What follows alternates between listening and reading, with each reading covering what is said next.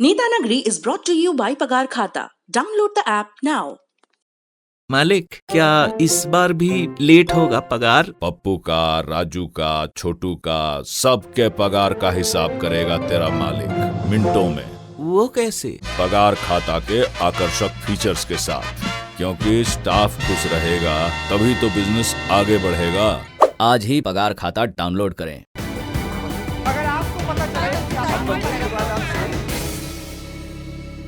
शुक्रवार के दिन बंगाल में चुनाव का ऐलान हो चुका है। बाकी राज्यों में भी असम, पुदुचेरी, केरल और तमिलनाडु। बंगाल पर सबकी नज़र ज़्यादा है क्योंकि सत्तारूढ़ जो केंद्र में है भारतीय जनता पार्टी और जो बंगाल की सत्ता में 10 वर्ष से काबिज हैं तृणमूल कांग्रेस, इनके बीच ज़ोरदार चुनावी मुकाबले की संभावना दिख रही है। 8 चरणों में चुनाव हैं।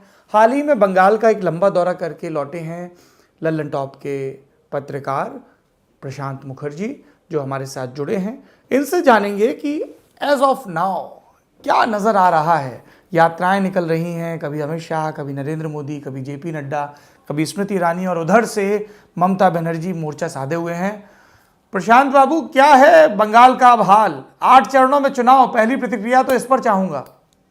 सर, ये इतिहास में मेरे समझ से पहली बार हो रहा है। बंगाल में पहले 6, 5 और 7 चरणों में चुनाव हुआ है, लेकिन 8 चरणों में चुनाव कभी भी नहीं हुआ। ये पश्चिम बंगाल के इतिहास में पहली बार है। और दूसरी बड़ी चीज जो इसमें देखने लायक है वो है जो मिक्सचर ऑफ कॉन्स्टिट्यूएंसीज जो एक एक फेज में की गई हैं। इससे पहले आमतौर पर जो होता था वो होता था कि नॉर्थ से शुरू होती थी चुनाव और होते हुए नीचे आ जाती थी। इस बार लेकिन एक अलग चीज देखने को मिली है, वो मिक्सचर ऑफ कॉन्स्टिट्यूएंसीज। मतलब पहली बार पहले चरण का चुनाव में पुरुलिया और बांकुड़ा में चुनाव होगा, पश्चिम मिदनापुर के कुछ पॉकेट्स में चुनाव होगा। इस तरह से पूरे इलेक्शन के आखिरी फेज तक पूरा डिवाइडेड है। मतलब हर एक क्षेत्र से 2-4 कॉन्स्टिट्यूएंसीज को मिला जुला कर चुनाव किया जा रहा है। ये अपने में एक नया एक्सपेरिमेंट है जो इलेक्शन कमीशन करने जा रहा है। इंटरेस्टिंग। कई लोगों ने कहा कि केंद्रीय सुरक्षा बलों की ज़्यादा से ज़्यादा नियुक्ति हो और जो एक स्टैब्लिश्ड पॉलिटिकल स्पेक्ट्रम है उसको भंग किया जा सके, इसके लिए भी इस तरह की चीज़ें होती हैं, ये कहा जाता है। सुनील अरोड़ा मुख्य चुनाव आयुक्त, उन्होंने एक लंबा भाषण दिया, उसके बाद ट्विटर पर मीम से ही चलने लगे, उसके बाद फाइनली नतीजे आते हैं। क्या लग रहा है प्रशांत, अभी कौन से मुद्दे इफेक्टिव लग रहे हैं? मुझे लग रहा है कि आखिरी में तो भ्रष्टाचार वर्सेस बंगाली अस्मिता जैसा कुछ चुनाव होने जा रहा है। जो लास्ट बाइनरी दिखेगी वो परिवर्तन वर्सेस हम बंगाल के हैं और ये बाहर के, क्या वैसा आपको लग रहा है बाइनरी बन रहा है? सर, बाइनरी इस वक्त तक बनाने की कोशिश है परसेप्शन के बैटल के ऊपर, जहां ममता बनर्जी एक तरफ बंगाल की अस्मिता, बांग्ला चाहिए, मतलब पश्चिम बंगाल को पश्चिम बंगाल की लड़की चाहिए, ये कैंपेन जो बंगाली अस्मिता का कैंपेन है ये प्ले कर रही है। बट ये परसेप्शन बैटल है, और अगर ग्राउंड पे अगर आप देखेंगे तो बात सिर्फ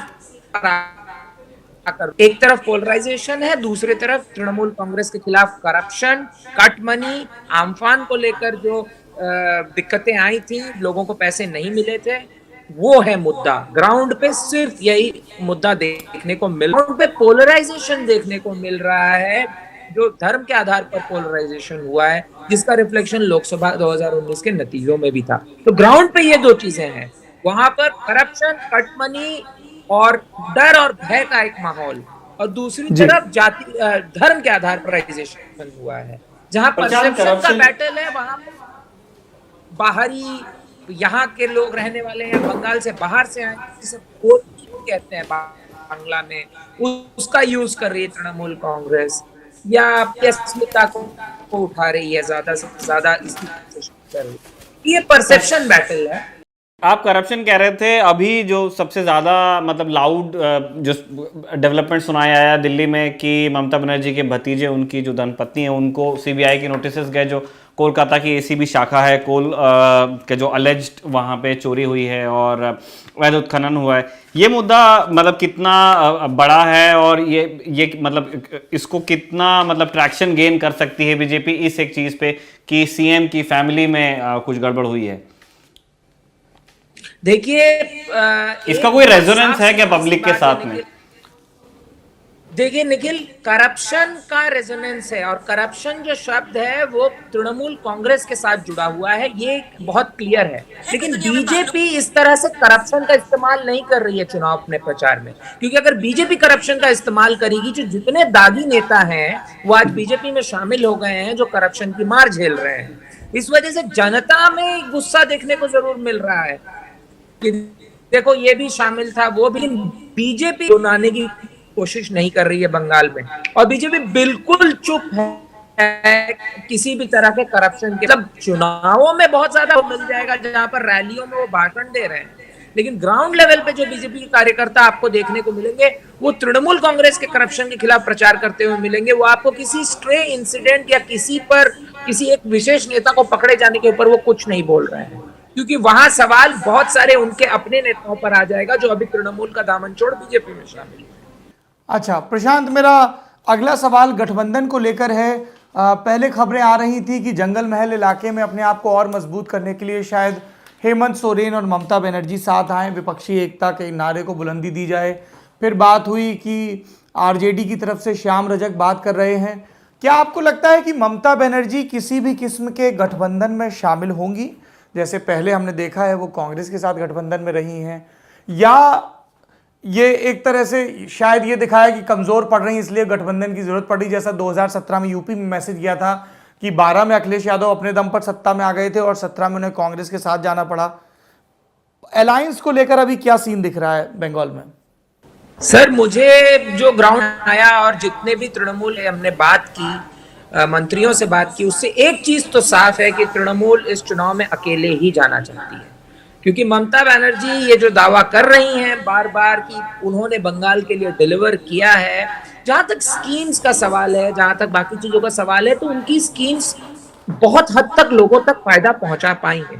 लेकिन उसका जो दूसरा फ्लिप साइड है वो करप्शन और बाकी चीजें, जिसकी वजह से वो घेरी जा रही हैं। लेकिन अपनी इमेज या Trinamool Congress as an identity to run the state, एक इंसान जो उसके पीछे, ममता बनर्जी जो उनकी अपनी छवि है, इस तरह का मिक्सचर नहीं चाहती है। वो क्लीन है, वो क्लियर है, वो अकेली है, मतलब उनकी पार्टी अकेली है इस लड़ाई में, वो और किसी भी छोटे मोटे फैक्शन को भी शामिल करने के बारे में नहीं सोचेंगे।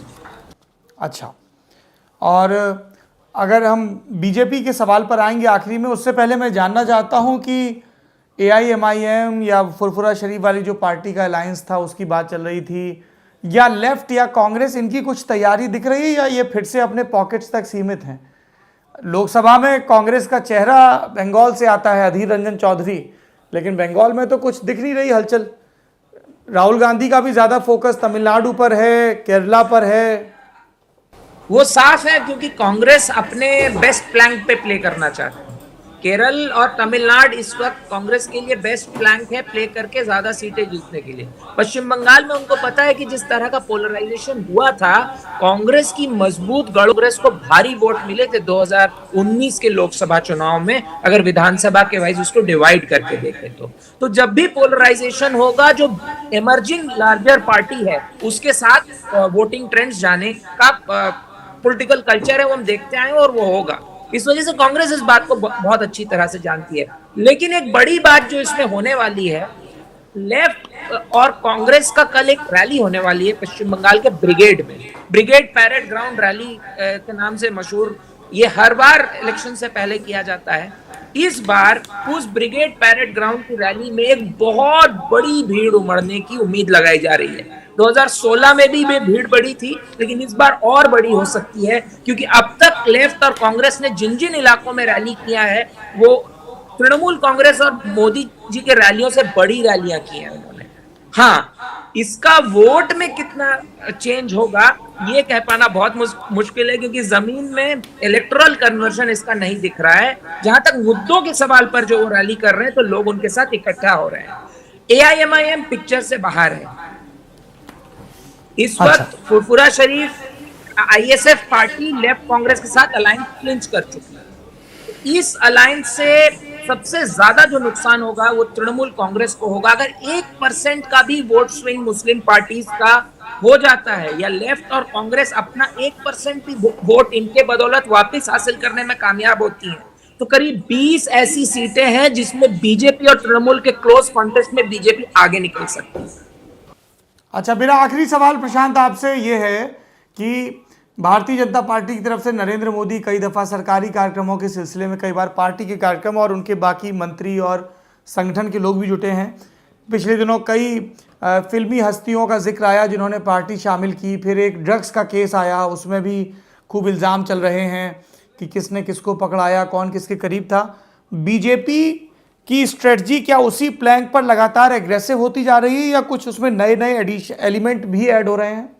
बीजेपी अपने पुराने प्लान पर पूरी तरह से अग्रेसिव है। ये जो स्ट्रे इंसिडेंट्स हैं जहां कोई पकड़ा जा रहा है ड्रग के स्कैंडल में, इसका जमीन पर कोई रिफ्लेक्शन देखने को नहीं मिल रहा है।